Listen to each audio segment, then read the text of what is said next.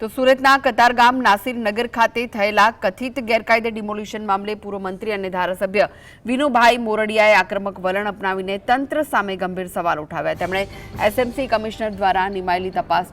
કમિટીની નિષ્પક્ષતા પર શંકા વ્યક્ત કરતા જણાવ્યું કે જે જવાબદાર અધિકારીઓ છે તે જ તપાસ કેવી રીતે કરી શકે। વિનુભાઈએ આ મામલે સચિવ કક્ષાના અધિકારી દ્વારા તપાસ કરવાની માંગ કરી અને સ્પષ્ટ કર્યું કે કોઈપણ કાયદેસરની પ્રક્રિયા વગર કરાયેલા ડિમોલિશન બદલ જવાબદાર અધિકારીઓ અને પોલીસ સામે ફોજદારી ગુનો નોંધાવવો જોઈએ। તેમણે વધુમાં ઉમેર્યું કે તેઓ આ મુદ્દે સરકારમાં રજૂઆત કરશે અને ખાતરી આપી છે કે આ ઘટનામાં સામેલ કોઈપણ દોષિત અધિકારી બચી શકશે નહીં। અન્ય સંસ્થાના અધિકારીઓ આમાં જોડાવા પડે,